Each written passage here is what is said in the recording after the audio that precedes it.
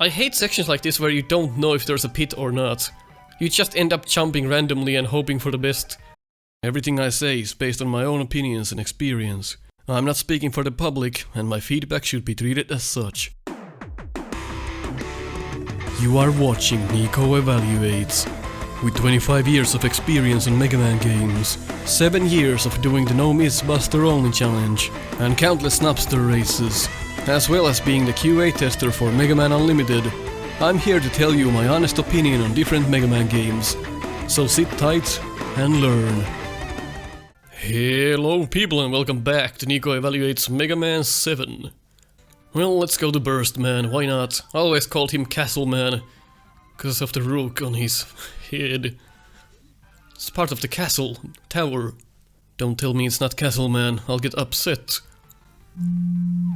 Oh shit. Again, very nice graphics. Easy to see everything. Kind of a weird spot for this enemy. Have to charge Buster it, or wait for him and just jump over, I suppose. Maybe not the enemy I would have put there, maybe I would have put something else. Count Bomb, teaching element is okay, even though it's on top of spikes, but they are so slow. You need to have some kind of a syndrome in order not to understand that. I'll show you a trick. You can't slide under a count bomb like that, because there's not enough space, but you can slide under one down here. Also, probably not gonna get that. Ooh! You hit your head? Mega Man 7, you hit your fucking head. I had no idea, and now I couldn't make it back. Shit. Well, that sucked. What have you done, Mega Man 7? Look at how fast the iframes are.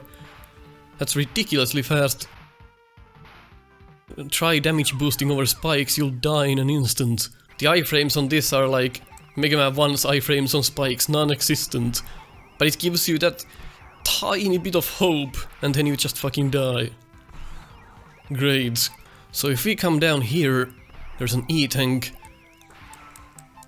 And you can slide under this count bomb, because there's enough space under it. If you hold left, you can't. But if you just hold down and slide, then you can go under it. So, can't go and can go. So a lot of people try to skip that by holding left. It doesn't work. You have to not hold left, which is against your instincts. But that's just how it works. I'm not sure why. Introduction here to an enemy, which is nice. If you can call that an enemy, it's just a bomb. There's a secret up there. Rush coil comes in handy a lot in this game. It's not like rush coil is not perfect, and you hit your head again. What the fuck? There's no reason for you to hit your head here, yet you do. It's probably a limitation of the Super Nintendo if I had to guess. But that really sucks. Kind of a panic room again. Not too bad. I hate how the water looks in this game, especially when it's colored like piss. It's so hard to... like there's just like a layer on top of the game. It's like your eyes are cloudy or something. It really makes you trip. It should be more clear. The water looks like shit. The water looks god awful in this game, at least on this stage. So here's the mashing part. You can mash that fast, and that's... the boss will die in a second, but if you actually wanna like take your time, the patterns are nice, it all works out pretty well. I'm just trying not to kill it as I'm showcasing it. So that's pretty much it. We will see this guy again. This is one of the games I always wanted to learn to speedrun, because it's such a fun game.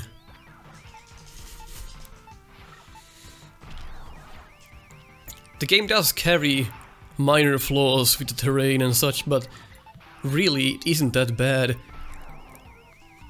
As a casual game, those things really are not too bad. You're not gonna feel bad about them. Maybe a couple of times when you die unexpectedly, but it just is what it is, I suppose. All of the games have their quirks and flaws, and that's those are the flaws in this game, and we just can't find a perfect game, apparently. Let's see how fast I can take this down. Just take damage.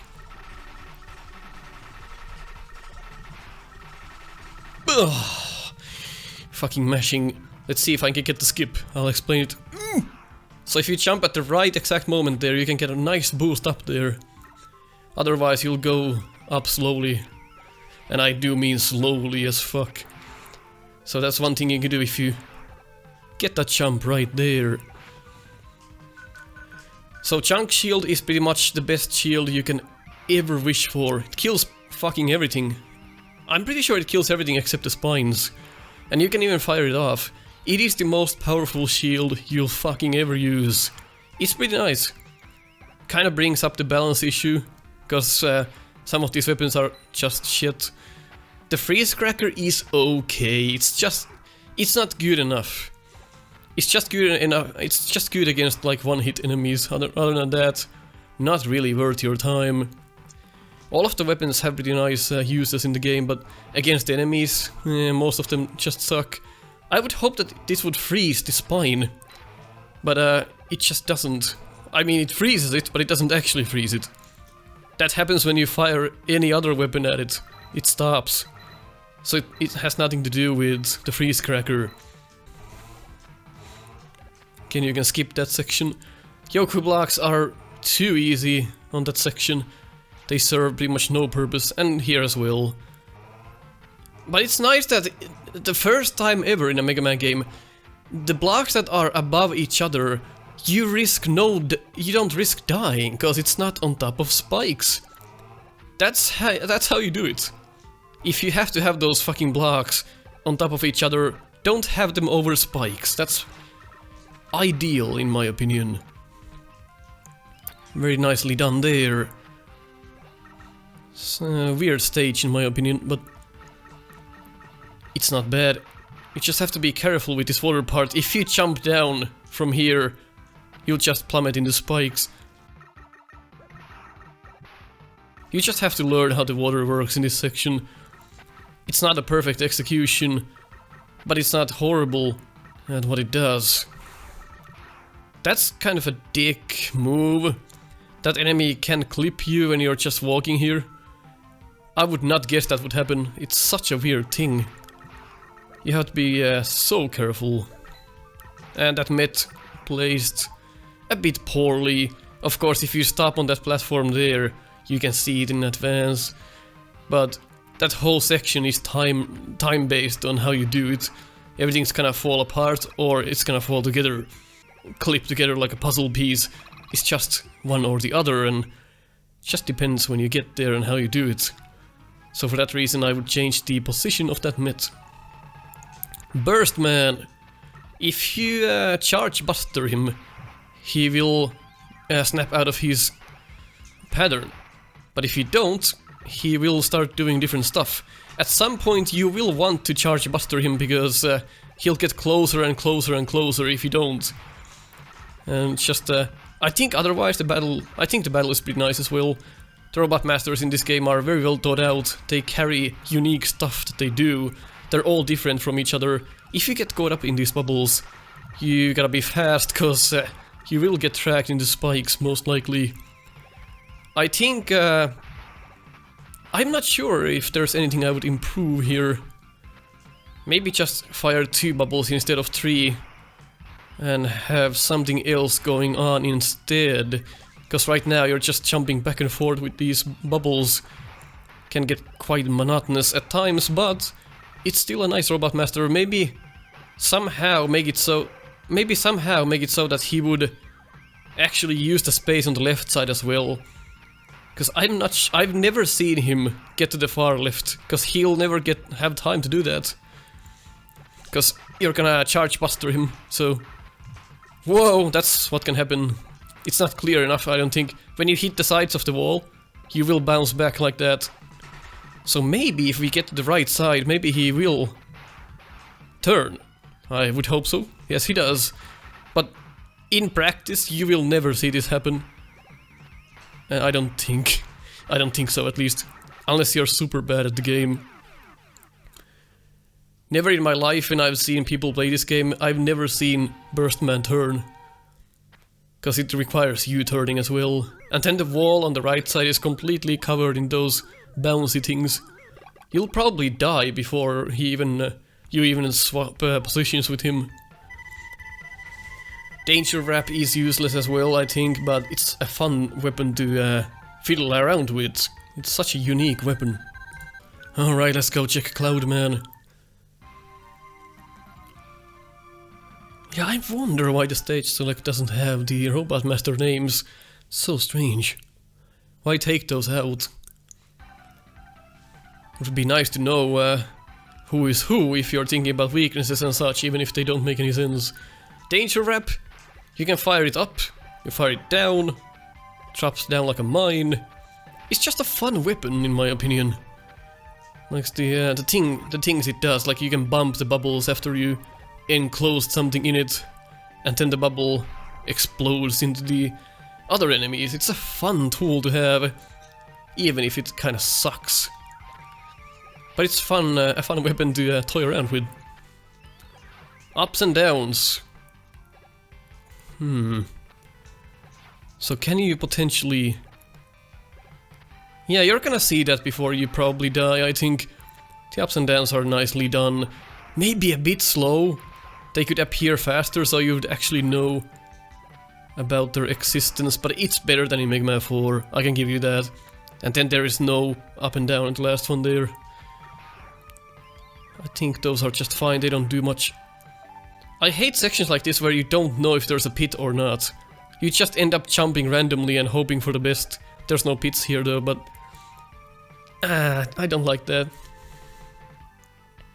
This you can freeze. And it'll help you. Basically, by using the freeze cracker you can make a snowfall, and that way the platforms are quite a bit easier. Another thing you just don't know. How would you know to hit this enemy with the freeze cracker? Rain comes down. There's different stuff that you can do in the stages to make weird things happen. And well, there's the 1-up. Might as well get it, right? Oh shit. I think this was... Yeah, there we go, it's a bit finicky to get that. I think these are like weather station robots or something. Fun fact, if we die now, the rain goes away.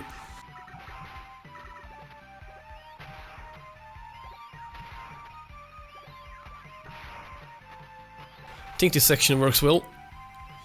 Kind of a hectic section, again, covering something with the clouds. Luckily that's not a pit. That would suck. Don't... Oh no, you hit your head here again. I never noticed that before when playing this game.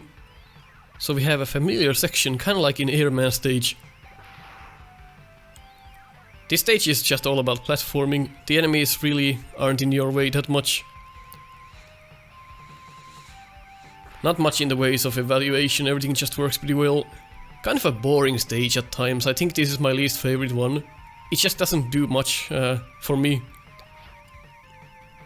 And I hate this section. You can make all of this visible if you just know what to do. Basically, I'm doing this section the wrong way because the rain is coming down. But that doesn't matter that much. So if we go up here, we have our secret. I believe. Right side we have a 1-up. And left side it continues. This is why I hate secrets like this. That's almost impossible to find on your own. You literally have to explore every little thing and jump into pits pretty much. And now, good luck going down. Like holy fuck, right? The lag, oh my god. There we go, you just have to know where everything is. Oh my god, no! Was it really necessary to have the pippies there? I guess that's one thing we can scold the game for.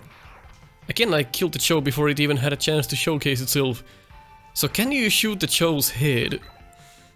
I don't think so. No, you can't. You should be able to. Can you shoot through him? No, you can't. Energy there. And of course the Cho comes back. Nice animation on the show, the eye lights up just before it attacks. They took advantage of the Super Nintendo what comes to animations and such. It's nicely done. Taking advantage of stuff at hand. Secret here. If you talk to Proto Man enough times, you'll get his shield, which is probably the most useless thing in the entire game. You'd probably never use it. I've never used it. Blah blah blah. Well, he gives you tips on where to find some of this stuff, but he's not gonna tell you everything. Sure, he tells you some things, but just most of the items you just have to find them on your own.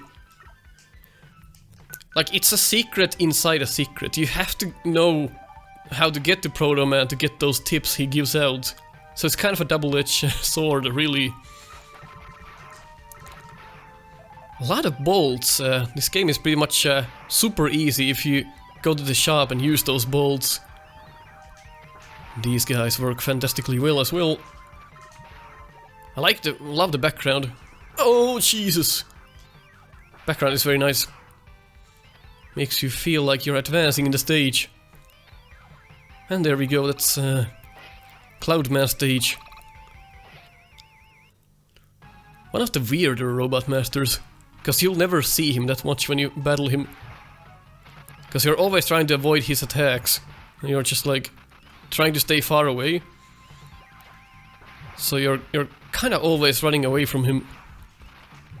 He's an okay Robot Master, it's just fucking hard to see his attacks when he spawns the rain.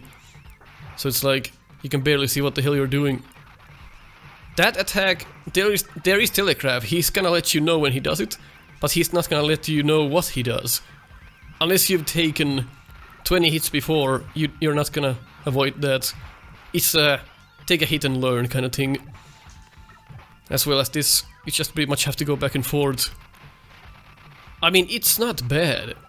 I mean, it's quite okay. It's not unpleasant. It's just one of my least favorite stage and least favorite Robot Master probably from Mega Man 7, but that's still not bad. I still consider this quite good. Just this attack is just relentless. If you're far away though, it becomes a lot easier. But you're just gonna spend the fight like this, you're not gonna even see what he does. But it's so much easier to avoid his stuff if you listen to the audio cues. Of course, if you're deaf, then you're probably pretty much fucked. You should never rely on only audio cues on your game. If you have deaf players, they can't utilize that. So always have a telegraph as well with your audio cues. Otherwise, there's no point. You have to think of all the people that are gonna play your game. And how things like that affect them. If you agreed on what I said, leave a like. And if you're Brazilian, leave a dislike. I'll catch you next time.